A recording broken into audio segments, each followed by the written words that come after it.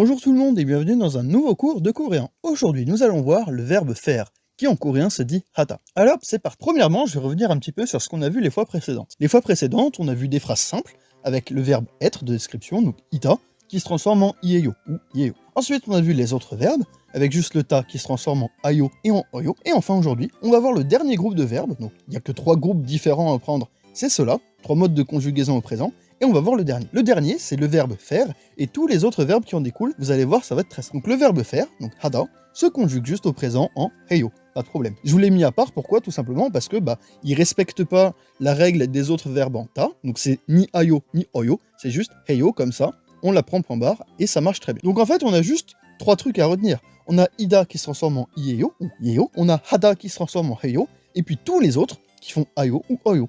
Vous voyez, c'est plutôt simple. Allez hop, on va voir comment ça marche pour hada. Regardez, si je prends hada, que je le conjugue en heyo, et bien tout simplement, on a juste conjugué faire. Avec ça, on a je fais, tu fais, il fait, nous faisons, ainsi de suite. Ça se fabrique comme ça, et c'est très simple, on peut l'utiliser tout seul. Mais on peut aussi mettre des mots devant, tout comme en français. Regardez, si je prends yori, la cuisine, et que je le mets devant hada, ça nous fait yori hada, et avec ça, on obtient le verbe faire la cuisine. En français, on le traduirait par cuisiner, c'est plus simple. Et yorihayo, ça veut dire je cuisine, tu cuisines, nous cuisinons, ainsi de suite. C'est la même chose que pour les cours précédents, c'est un verbe comme les autres. Si on prend un autre verbe, un exemple, kongu, qui veut dire étude, je le mets devant hada, donc kongu hada, ça veut dire faire des études, faire l'étude de, en français on traduit par étudier, et si on conjugue, on a konguhayo, qui veut dire j'étudie. Tu étudies, il étudie, nous étudions, ainsi de suite. Regardez, c'est plutôt simple. On va voir d'autres exemples, avec d'autres mots.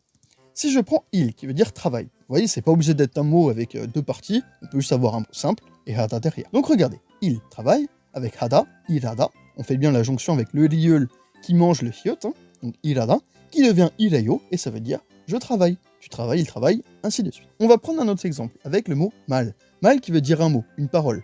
Donc marada, faire des mots, faire des paroles, en français on le traduit par parler, c'est plus simple, et en coréen c'est comme ça qu'on forme le verbe parler, marada. Si on le conjugue, Areyo. Et voilà, regardez, c'est plutôt ça. Alors évidemment, tous ces mots-là, je vous donne le truc de base, mais ces mots-là sont présents tels quels dans le dictionnaire, c'est pas à vous de les fabriquer, c'est juste ils sont fabriqués tels quels, et il faut juste les apprendre. Mais ça vous donne quand même un petit indice pour mieux les comprendre. On va voir un dernier exemple avec choahada. Choahada, en fait, c'est un petit exemple qui montre que, en fait, ces mots-là, ils sont pas obligés d'exister par eux-mêmes. Les mots que je vous ai montrés avant, kongpu, il, etc., on peut les trouver tout seul. Bon, choa, on le trouvera pas tout seul, on le trouvera juste dans le verbe choahada, mais en fait, ça ne nous pose pas souci, puisque le verbe, on va l'apprendre tel quel. Donc regardez, choahada, qu'on conjugue en choaheyo, ça veut dire j'aime, j'apprécie. Maintenant qu'on parle du verbe d'aimer, je vais vous donner un autre verbe aimer, cette fois-ci avec amour, donc sarang. Sarang, je le mets avec hada, alors je vous vois venir, ça veut pas dire faire l'amour, ça veut dire faire l'expression des sentiments d'amour, donc sarangada, c'est comme ça qu'on dit aimer en coréen, aimer d'amour.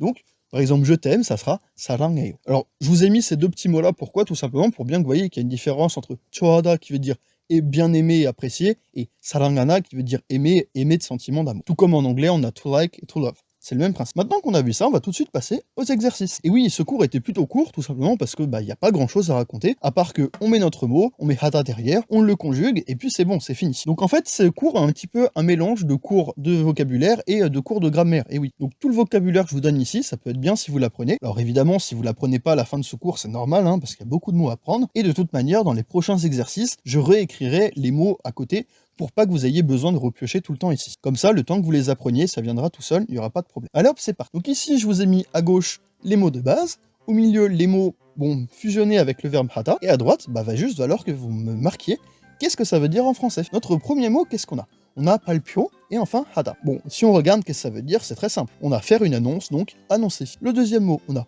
undong, qui veut dire sport ou exercice, faire du sport ou faire de l'exercice. Après, imi, ça veut dire un sens, une signification, donc signifier, utiliser, comparer, se marier. Et oui, en français, on a le petit se qui s'est glissé, mais en coréen, il n'y a pas de problème de se, puisqu'on a juste kyoron, le mariage, et faire à côté. C'est juste se marier, point barre. Pas besoin de s'embêter. Palgyon, ça veut dire une découverte. Donc palgyonhada, faire une découverte. Donc découvrir en français. Iyagihada, iyagi c'est une discussion, une conversation. Bon, faire une discussion, faire une conversation, c'est discuter ou converser. Pareil en français. Yorenhada, avec yoren qui veut dire voyage. Donc faire un voyage. En français, on a aussi tout simplement voyager. Donc vous voyez, en fait, c'est plutôt simple. On a juste le premier mot de base, on peut l'apprendre tel quel ou pas. Ici, c'est que des mots qui peuvent s'utiliser tel quel, suivi de heyo, ou de hada s'il n'est pas conjugué. Et c'est comme ça qu'on forme nos verbes. Alors évidemment, ces mots-là, ils sont un petit peu compliqués. Je vais pas vous en vouloir hein, si vous les apprenez pas pour le moment. On va les voir au cas par cas dans les cours, et vous allez voir que ça va venir tout seul. Après, si vous avez une bonne mémoire, ça peut être une bonne idée d'essayer de les mémoriser dès à présent, comme ça sera fait. Puisque de toute manière, quand vous parlerez coréen, bah, ces mots-là, il faudra pas regarder sur une feuille de papier pour les sortir. Il faudra les avoir mémorisés au préalable. Maintenant qu'on a vu ça, on a vu notre premier petit exercice, et ben on va en voir un deuxième. Cette fois-ci, ça va être l'inverse. Je vous mets des mots en français, donc cette fois-ci, je les ai conjugués, j'ai mis une personne devant, mais en coréen, vous avez bien compris que ça, on s'en fout un peu, on le précise pas, et on l'écrit de la même manière. Donc en fait, ce que vous allez faire, c'est que vous allez juste reprendre la phrase qu'on a ici et l'écrire en coréen. Je vous ai mis à gauche les petits mots pour pouvoir conjuguer et fabriquer les verbes après. Allez hop, c'est parti. Je téléphone. Alors je téléphone, comment ça marche? Donc on a je, on a dit qu'on n'avait pas besoin de le mettre. On verra plus tard dans les cours comment on marquait bien je, tu, il, nous, will. Ça pour l'instant, on se focalise pas dessus puisqu'on n'a pas besoin de le faire. On n'est pas obligé, donc on fait au plus. Donc je téléphone, on a. Donc je, ouais, et téléphoner juste après. Téléphoner, bah en fait, on va prendre la logique qu'on a vue jusqu'à présent. On prend 전화 et on colle hada à côté. Et on conjugue. 전화하다, ça fait 전화해요. Et c'est comme ça qu'on dit je téléphone en coréen. Vous voyez, c'est vraiment ça. On planifie, point d'interrogation. Alors là, en français, je vous ai mis un on, je vous ai mis un point d'interrogation à la fin. Vous avez bien compris qu'en coréen, ça, on s'en fout un peu. On a 계획 qui veut dire un plan, et ça veut dire on planifie, si on met notre petit point d'interrogation à la fin, comme en français. Tu continues, point d'interrogation, pareil, continuer. On va le former avec continuité, donc 계속, et on va mettre hata à côté, 계속하다, et on le conjugue, donc 계속해요, et c'est comme ça qu'on dit tu continues, point d'interrogation, pas de problème. Il chante, très simple, 노래 chanson, 노래하다, on le conjugue, ou 노래해요. Je comprends. Alors on a ie et on met hata à côté. Donc iehata et ça nous fait ieheyo pour je comprends. Alors ouais, ici on a deux e qui sont juste à côté l'un l'autre, mais ça pose pas problème, et ben on les prononce juste et c'est comme ça que ça se prononce, pas de problème. Vous expliquez. Alors, explication 설명, 설명하다, expliquer, donc 설명해요. Elle pense. Donc une pensée, c'est 생각. On met hata à côté, 생각하다. Vous entendez bien, hein, on a le kiok de kak qui se fusionne avec le hyut au début pour former un kyuk. Et c'est comme ça qu'on le prononce. 생각하다, donc penser. Et on le conjugue, 생각해요. Elle commence par l'interrogation, pareil, 시작해요. Et enfin, tu le fais. Alors celui-là, il paraît un petit peu compliqué vu comme ça, mais en fait, c'est très très simple. Tu le fais, en fait, on a déjà vu en coréen qu'on n'a pas besoin de préciser tout ce qu'on précise en français. Et donc, ça nous donnera juste 해요, point d'interrogation, et ouais, juste 해요 comme ça, et bien ça veut dire je fais, tu fais, il fait, nous faisons, etc.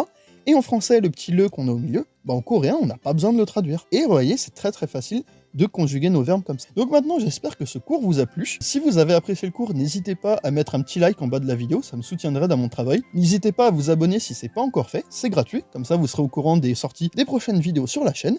Et puis sur ce, je vous donne rendez-vous au prochain cours dans une prochaine vidéo. Ciao!